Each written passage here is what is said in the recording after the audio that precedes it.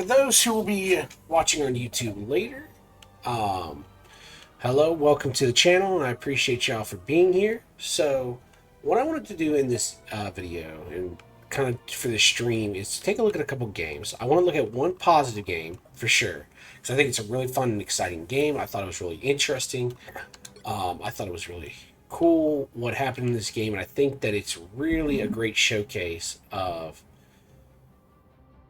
kind of reviewing kind of what people's preconceptions of the games are and understanding why things are strong and what may not be as strong as people believe, or kind of reevaluating people, like I said, people's preconceptions about certain characters. So I really want to review this game for sure. And then I also will later today be reviewing, I want to say, is it this one? It was this one. This video, I posted a video of this game where I was very upset and very frustrated, and I want to take a look at it and have an honest discussion with myself about what could I have done differently. Kind of have a discussion on where I may have misplayed, where I may have been incorrect, so on and so forth. So let us first start with this game. I really, like I said, want to emphasize again, this game was an awesome game. I'm not here to look at this game. I still want to be objective about it, but I really think that this game is super, super cool because it's basically what I would call the infinite res comp. So let's take a look at this game and kind of evaluate what happened. So during this game, I was playing with my buddy Gothduck, and we're in this game, and right out the gate, we're all just, doing our normal thing, nothing too exciting. We'll speed up the process a little bit because it doesn't take much to explain. For those who have ever watched any of my content know that I am predominantly only playing Rocket Raccoon at this point. Largely because I am not particularly the most skilled player. I do enjoy a little bit of competitive gaming, but I don't have a strong history or a strong background. I don't consider myself very good at shooters. And Rocket Raccoon is, in a lot of ways, less emphasis on the mechanical skills and more on the strategic skills that are important to be successful. Now, that's not to say that he requires zero mechanics, but that's not always necessarily the emphasis of the highlight, right? And I'll get more into that as we talk about some of these other games.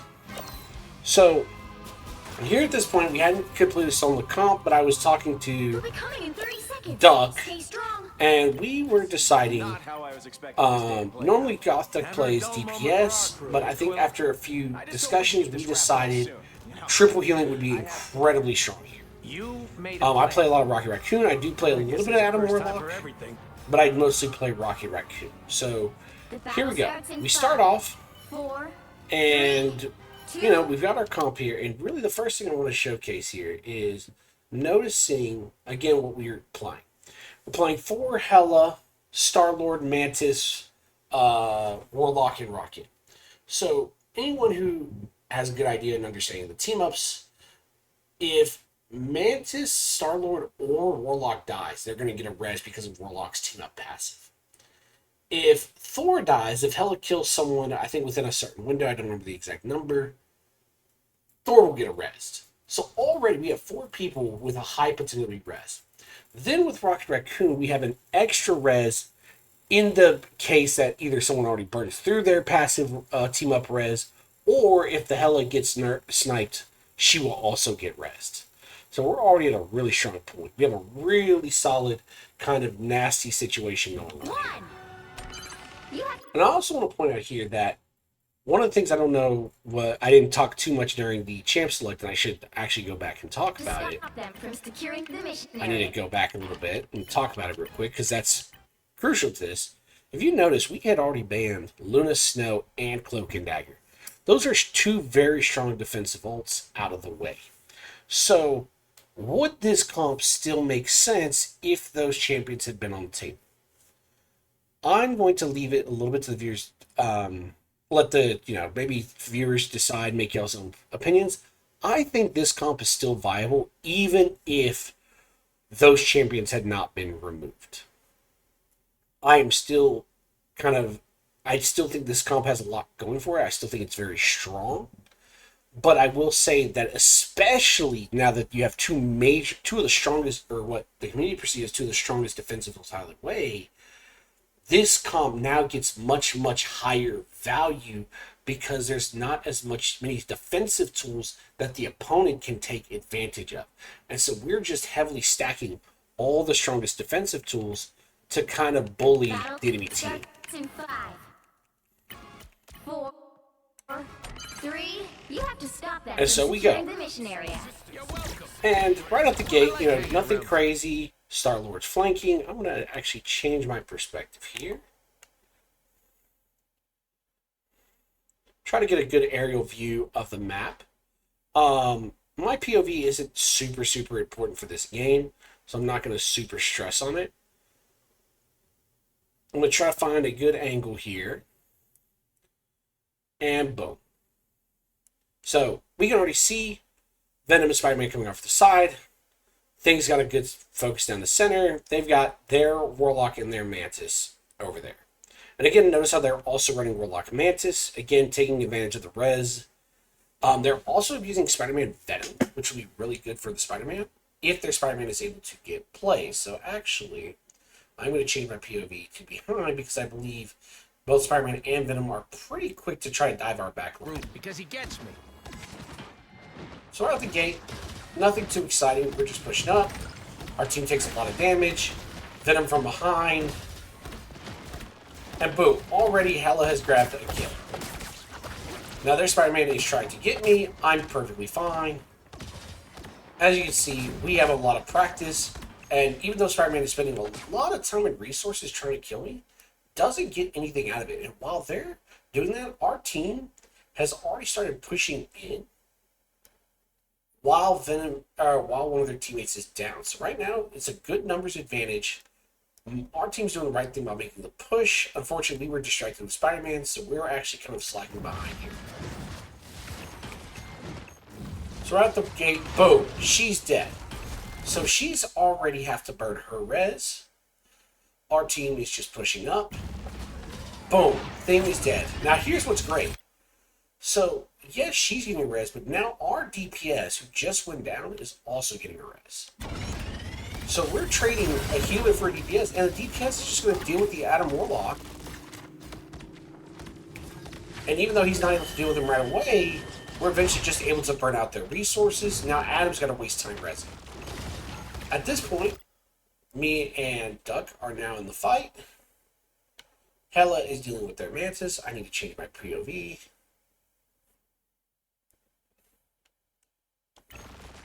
And already, boom. And our Hela has killed someone, and we're just continuing to apply pressure because not only did we get a minor lead, even though we're taking losses, our one tiny little lead allows us to snowball this ridiculous advantage where even though they are kind of getting one-for-ones, our one-for-ones matter way more because we're getting more value. We have more reses to burn through. And so any little lead that we get just keeps adding up further and further and further. Which is really, really cool. So, okay, we go. Thor goes out, snipes ahead. Again, nothing crazy is happening. Just both sides just kind of poking, engaging. Up, he dies. So, unfortunately, he's already burnt one res. He's down another. But, rocket benefit. Boom, he's already back into the game. So right now, we have not really had anyone with any significant amount of downtime. It has just been go, go, go, go. Now we put a lot of pressure on this Venom. Boom. Now, Spider-Man does get one. Our Mantis gets another res. So this is, I think, our first major issue. Boom. Mantis with a very clutch defensive, which is just enough to buy our Star-Lord time to really not do anything. Sucks, happens, but we're still making a push. We are still holding it together. They don't get a kill on any of our healers. And we're just able to continuously push up. They made it halfway. Stop them. Thankfully, our triple healing gives us enough survivability to survive all that initial blow, and we don't have to burn any extra reses during that time. I go ahead, I rechange my res. No big deal. There's still a chance to stop them. So Spider-Man's going in, he tries to go in, tries to go for our Warlock. Oh no, Warlock died. Doesn't matter. Our Mantis also died, she gets rezzed immediately. Back in it immediately, back in the fight.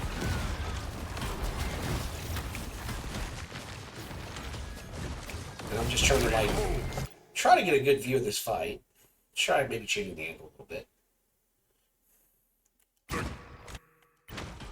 Let's try this. So again, Mantis is immediately back in the fight because of the rocket res. Now I died just for a mistake, not a big deal. A lot of cooldowns, no big deal. Unfortunately, we do start to lose pressure here. And after finally burning through a lot of their resources, we're finally out. But at this point, boom. I'm able to get another res off. Boom. Now we're coming back. Boom. Big mistake from the thing.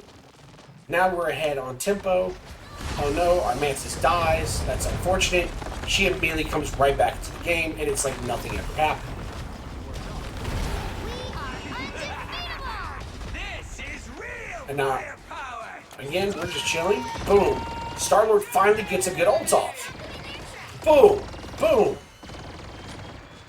And it doesn't matter that they're getting reses. We've gotten so much value out of that ult. And we can still continue getting value.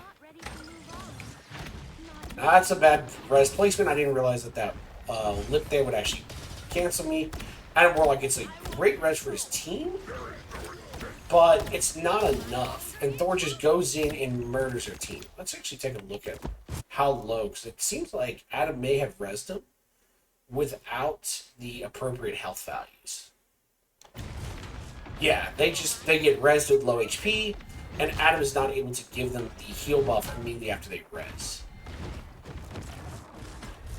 By the way, for the Adam players, if you are going to res, make sure you always have like either soul. If ideally have soul bond, but definitely try to have soul bond and health charge like immediately ready to go. So at this point, we're just pushing. We got it. No big deal. Star-Lord went down, but he just gets rezzed again, so it's like nothing ever happened. Our Hela now ults, and just boom. One down. And again, it doesn't matter what the enemy does, we constantly have another res available. We can just continuously apply pressure. We're not having to do anything crazy. We just have to keep playing. And even if we're only going 1-for-1, our 1-for-1s have more value. They hit a checkpoint.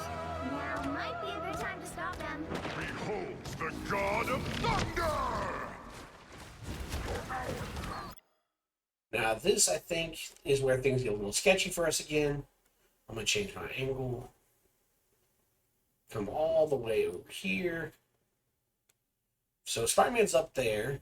Team's down here. I kind of hate this order, honestly. It's so bad for view. So Thor's making pressure.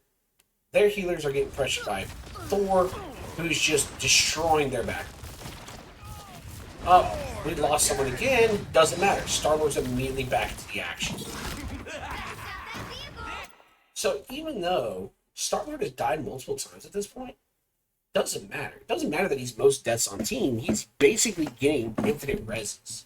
Now, ideally, you shouldn't be dying that many times, but those deaths are being trivialized. Our Hela has kept her death count low. Our Thor has kept his death count low.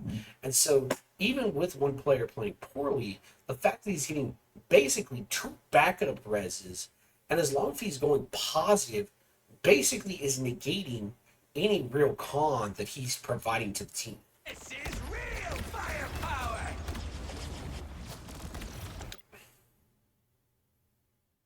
Now, again, does that mean that dying is good? No. But it's almost trivializing his deaths. So again, boom, Spider-Man's dead, and we're just continuously applying pressure. Thor's just dealing with their venom. That's not a big deal. Our 3 healers are in the front. I'm kind of just sitting in the back, just kind of watching. I'm not really looking to overextend here. We need someone to push the point anyways.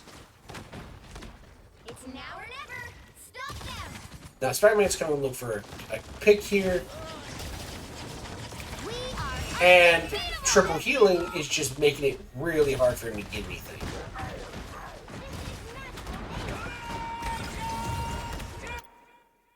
And then boom, Star-Lord's in the back again.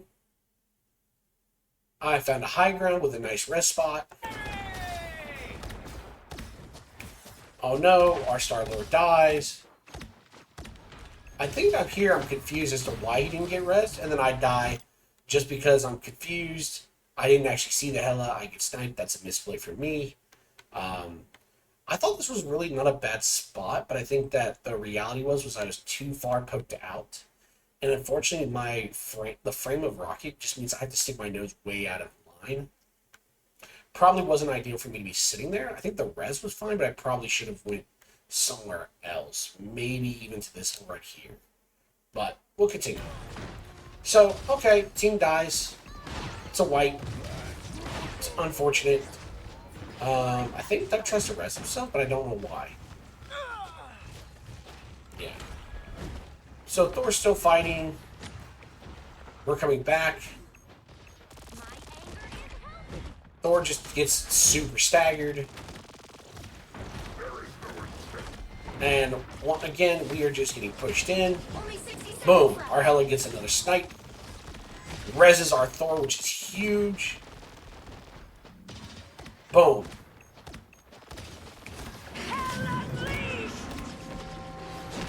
Which again, all these kills and all these different things, like, yes, they're getting reses off too, but we are just getting the value down.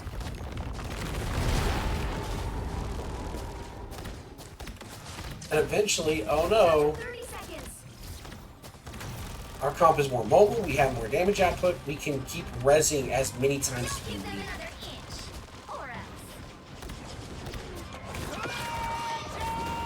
else. Boom.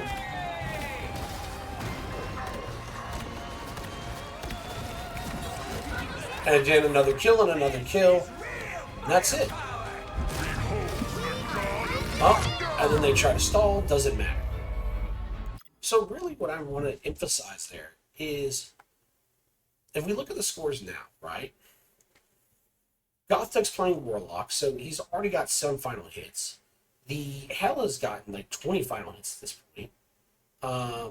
Let me double check that one more time, make sure I'm not losing my Current mind. score is 0, 2, 3. Simp is playing Thor, 10 final hits. I want to say the Star-Lord's 12. So, all in all, everyone on our team is outputting damage, other than myself, obviously. And I'll have to get to that in a minute. But what is helping is this pressure from the 2 DPS, or from the 2 revive healers. Is the cool thing about Adam and Mantis is I do think they're super strong in a triple heal comp, because they don't have the healing pressure that other healers provide. They're kind of like pseudo DPS, and like Mantis even is this weird all-around support where she's a combination of buff, heal, and DPS threat all in one. So by allowing myself to kind of play the more passive major healing role and just making sure that our team is constantly getting these reses incoming, our team is able to output a lot of damage, getting a lot of pressure out. And look at the enemy team. They're not really getting as much damage and as much pressure out. And they're not able to keep up. Like, our healing isn't much, really, about the same as the enemy's team. but our healers are doing a lot more work at 6 and 5 final hits respectively. So I think it's a really awesome way of playing triple healing without having to rely on the healing component. And then again, even if they are dying, it doesn't matter because they're just getting rezzed through it, which is just applying the constant pressure. And that little bit of pressure early is allowing us to snowball for time. And if you look, we didn't have a lot of time left on the clock, even with our advantage. So sadly, even though I think we were playing the stronger comp, we were really having to eat a lot of the time in order to make this full complete happen. But it doesn't matter how long it takes as long as you eventually just get there. Behold the god of thunder! And again, I really do attribute that to the fact that we were, even if we were not superior players, we had a superior Time to comp. switch things up, including which side you're on. You'll need a top-notch team to win this one. So again, I think we recognize that what is working for us is still working. It looks like, if I remember correctly, they still go for the same thing. I don't know what their codes were saying. Honestly, I don't think there's really anything I would say they're really doing wrong, because if you look at it, I would say Thing is probably the odd man out here, because it's like, yeah, we don't have a frontline tank, but like, who is he realistically jumping on? Like, Hela and Star-Lord can both flank. Thor's a dive tank. Mantis is super fast. Realistically, he's jumping on Adam Warlock in the best case scenario. But I don't know, like, how deep does he have to go to really get to Adam Warlock? And Adam Warlock can do a bunch of damage while Thing's trying to come in. So I really think probably Thing is the questionable pick here. I think the Spider-Man is also semi-questionable because, again, it goes back to the question of who is he diving? Like, Mantis has sleep, Rocket has dashes, Adam Warlock has soul bond and, like, nuke heals. Star-Lord can dash, maybe, and it's like, you don't want to jump on Thor as Spider-Man, and, like, maybe Hela, but even that's, like, semi-questionable, so it's like, I don't know what the choice was. At least Venom, even if, like, the healers can maybe get away from Venom, at least Venom can at least apply pressure to the back line, so there's an argument for that. I don't know if it's necessarily the best choice, but at least it's an argument. And then Hela is just Hela. Hela's just so good that as long as she's hitting her shots, she's probably doing enough for her team. And she had 8 final hits. I don't think she's doing bad. I do think she got definitely Hela diffed, to say the least. And like, Spider-Man still got 9 final hits, though I believe if we were to relook at it, most of those final hits are coming from his ult, not from anything happening outside of his ult. And I'm going to talk more about that in my second part of this video. So, okay. Boom. We go in. So again, nothing super crazy here. I'm going to switch my POV. 30 seconds before So again, I'm just putting my res here. For those that are curious, I like putting the res here a lot of times. I have been experimenting with putting a res here or even here.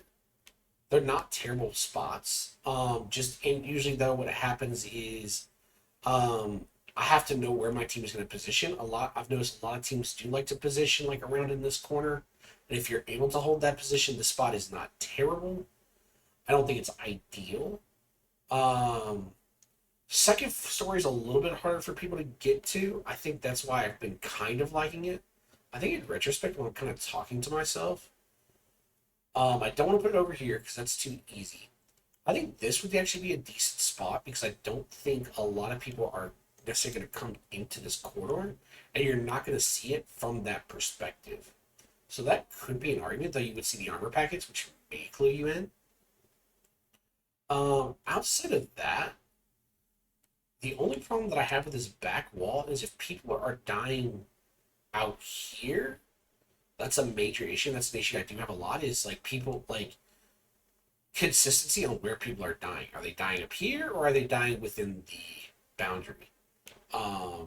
And I obviously don't want to put it here because the enemy is going to access this at some point. So I think, honestly, this still leads to this kind of being the best spot. Just because I think the enemy is more likely to access this high ground as they're pushing in. And I think if they're coming over here, they're diving super deep, and they shouldn't be getting that for free. So, but that's, again, some retrospect. I will continue thinking about that. There's probably an argument to be made for down here, but I feel like a lot of players do end up coming into this room, and I do believe that barrier does change. And I think there's just too many opportunities for a weird flank from that angle. So we move around. Let me see. Where do I place my camera while we're adjusting? Hopefully I'm not making anyone nauseous by the constant camera movements. If I am, please let me know. I'm sorry. So, again, noticing, I think when we started this round, I was a little worried about our positioning. Because we have Thor down here. We have Mantis up there. Star-Lord's with me, and Adam Warlock's just kind of taking the bottom ground. I was really worried about our positioning. Hela's not in a bad spot for a super aggro. I'm actually sitting the farthest back because I'm confused why we have so many people spread out everywhere. And because if I die, our red zone goes down, I want to be farther in the back to try to make sure that that's we don't die. Hey, Shadow. So I want to kind of be sitting further in the back to kind of just review what I'm doing and trying to figure out why my team's positioned the way that they are. So once our team actually does move up, I recognize, okay, team's moving up. I'm safer to move up and actually kind of really actually help my team. Enemy team's obviously pushing up. And again, I like that my team doesn't like overcommit. I notice a lot of players like to like play way up here. And I think that it's super punishable. I don't really like this corner, but I think at least the corner is a little bit better than this brick wall, because if you go to this brick wall, it's harder to fall back. And I think that if you're at least hugging this wall in this like little corner, you're not as like, you have a better chance of falling back than if you're way pushed up like that. But okay, we're just pumping out little orbs. Again, I'm overcommitting on the orbs right now because I just don't want to make sure that anyone's taking free shots. Spider-Man wipes onto me. I don't care. No big deal. And we immediately kill Spider-Man. So again, we're just fighting it all out. I again go back to my favorite spot, which is this res right here. It gives me a perfect ability to shoot all these little balls into this alleyway. And our Hela is actually really aggressive. I kind of want to see what she does from this perspective. Hold on. So there's our Hela. There's our team. Try to get a good angle. Here we go. So Hela's just fighting their Hela. Boom. Instantly wins the Hela fight. Like, honestly, one of our biggest advantages of this game was our Hela just Hela diffed their Hela, which is relevant to this conversation. So, would we have been as successful without the Hela diff? Maybe not, but that Hela diff did make the game a lot easier. So again, we're fighting. Things are happening. Oh, Hela actually saves herself in time, which is amazing. We start to move up. Spider-Man goes for me again. Doesn't matter. I'm just going to play around. So again, he doesn't get anything, and as soon as he jumps onto me, my team backs me up immediately. Doug was right there to go blow him up. So he gets nothing once again. And we're just playing defensive. Nobody's dead. Nobody's died yet. We've got a couple picks off really early. Spider-Man is still trying to find a pick. Boom.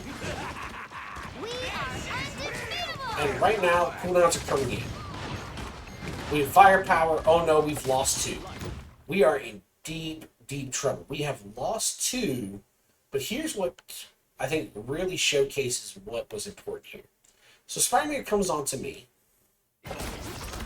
I have experience. I get away. We have lost a couple people already. But here's the important part that's about to come. Mantis just rezzed. She's keeping an eye on Thor. Duck is finding a space spot and realizes Spider-Man isn't doing anything. And we're about to get Hela now. She immediately gets a res off. Perfect. Star-Lord is now ulting as Mantis has already done what she can for Thor. Thor is keeping himself alive. Hela just rezzed. And boom. And Adam Warlock just rezzed. Boom. We have a bunch of rezzes popping off, and we just take a really bad start to a fight, and due to the sheer number of rezzes, completely turn that fight around. So now, we went from we just lost 2-3 people on the outset of that fight to we completely defended the fight, had all 6 people up, and are able to reestablish our foothold again. This, in my mind, is like what made this comp so good. Was that we had all those early elements to start the fight that in any other comp would have just spelled disaster, and we're just able to just brush it off, come back, and completely turn the fight around.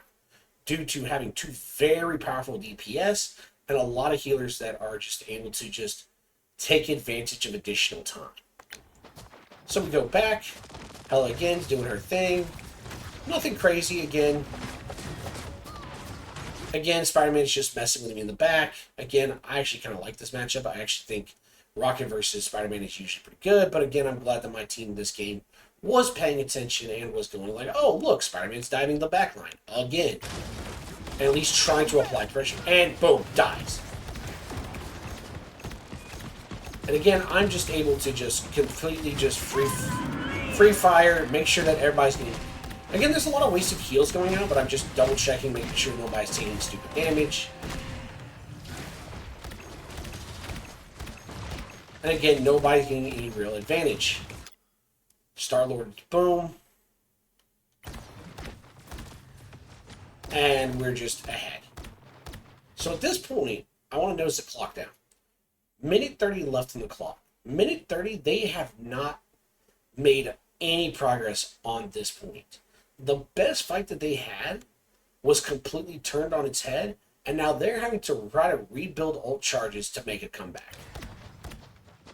And then even worse, we're just watching them. Adam Warlock goes upstairs. So he's completely zoned out of the fight. Up, Hela dies. It's unfortunate. We pop Amplifier to make sure, again, we are at a numbers advantage. We want to try to get as much pressure in this fight coming up as we can. We are kind of the better team. So if we can just get any kills, that's going to pay out for us. Now, here, they send 2 DPS after me. Star-Lord is trying to back me up. They're Mantis and Adam Warlock. We have Mantis and Warlock dealing with both tanks downstairs. And they're just taking care of themselves. Unfortunately, they died. I put a res down. Unfortunately, they killed my res. Our Star-Lord is just waiting. He recognizes it's not a good time to res. I recognize that this isn't a good place to be. I think about like trying to stall the fight. Unfortunately, I hesitated too long and I just died. I should have just left. So, okay. So finally, they do eventually overwhelm us. But that took 1 pick, and then they're finally able to res it. Okay. So what happens to the rest of the game? So the rest of the game, team's pulling back. I'm waiting for my res. Boom. Team picks 1 while we're pulling back. Star-Lord dies. Mantis dies. That would normally be disaster. But because we are running infinite reses, boom, Mantis reses herself. Star-Lord looks like he's resing herself, or resing himself. He decides not to. Doesn't see a good opportunity. I sit back. We're just pumping heals. We're gonna wait. No reason to play aggressive. I put a res back there just to make sure in case anyone dies. And then boom, Star-Lord just cleans them up. Now I've got Knucklehead trying to shoot me up top. Doesn't matter. And Hela is just diffing their DPS. It's laughable. I put a res. So this is something I've been liking to do a lot, is putting this res here. Because generally speaking, the enemy team doesn't really see it. Do they? No, I don't think they can at all. They can kind of see the HP bar. I don't think they can see the HP bar if they don't have vision of it. So it's kind of in a sneaky spot. And normally speaking, most people are not going to see that spot. Hello, Insert Joke here. Appreciate you coming to visit. Just forgive me while I finish up some monologuing real quick. So, at this point, we have a rest spot. Team's ahead. We've had control of the point. We still got to burn a minute and a half on the time.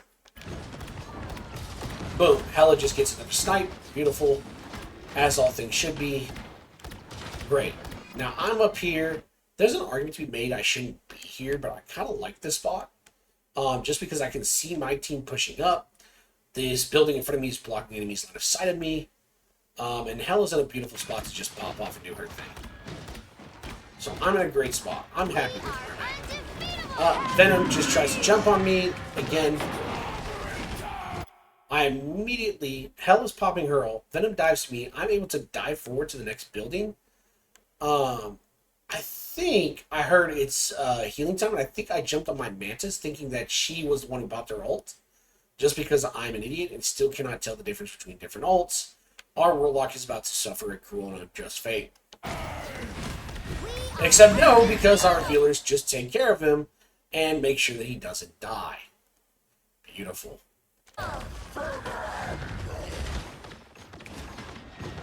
And again, all that work, and nobody is dying here. We have enough healing going out. We have enough damage to follow up. Oh no, our Star-Lord died. And he can just res himself and come right back in. Behold the God of Thunder!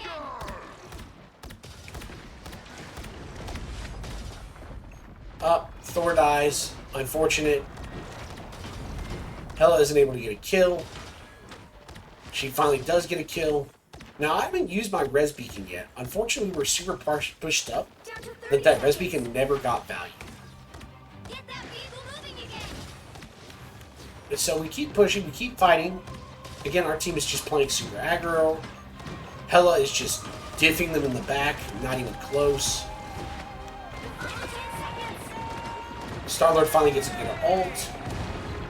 And he just mows the rest of the team, and that's it.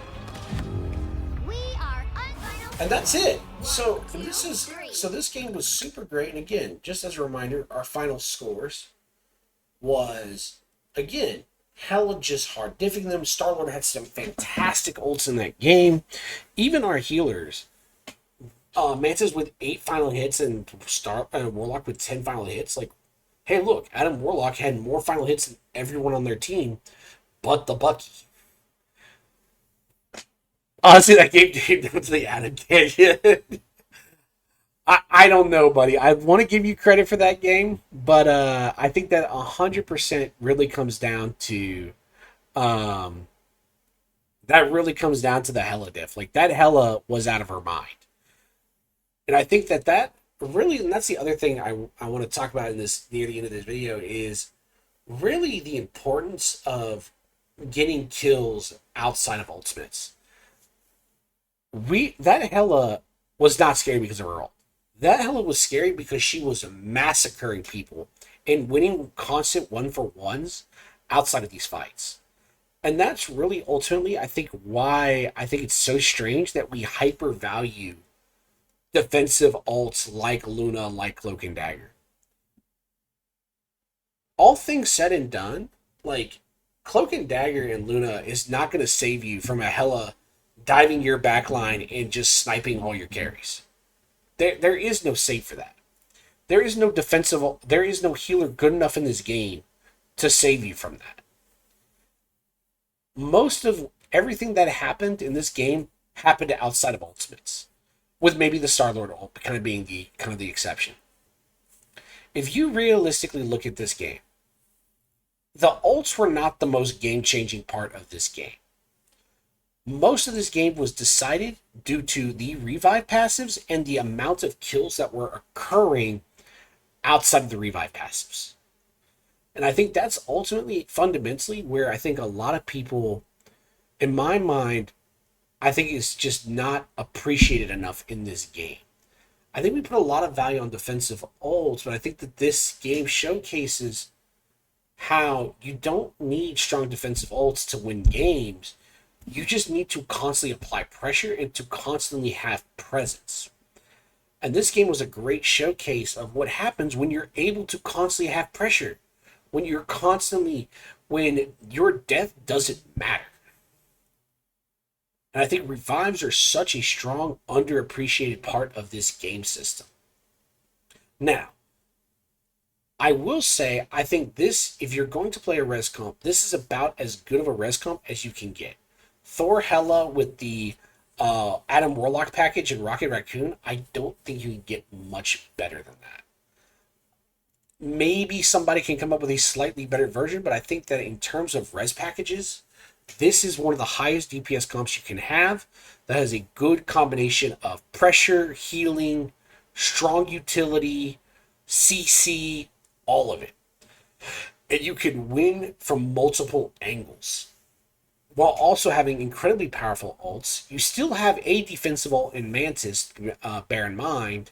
And then I will mention, too, I don't think Gothuk ever really got Adam Warlock ult off that game, though I don't think there was ever a really great opportunity for it. So, which is good. A good game for Adam Warlock is one where he doesn't have to use his ult in an ironic sense. As long as he does damage and kills people, that's all that can be asked. And if we look at the in-game numbers, the combined healing of all the healers is about the same as the enemy teams. I think we might have a little bit more. But our two healers, Adam Warlock and Mantis, and I'm going to put healers in quotation marks, have kills. They have damage. They're just outputting more pressure than anyone else on their team. Because their two healers, the Adam Warlock and the Mantis, are actually having to focus on healing. Whereas our two of our healers are able to focus on damaging almost the entire game. And I think that is a much more significant contribution. In an ironic sense, the Rocket frees them up to do that, giving our team a much stronger advantage in the end. And then how much did their thing do? The thing only did 15,000 damage, which kind of goes back to my point of I don't really know who he was supposed to be hitting all game. I don't know who he could hit. I mean, he got a couple of good ults off, but even his ults weren't exactly phenomenal. So,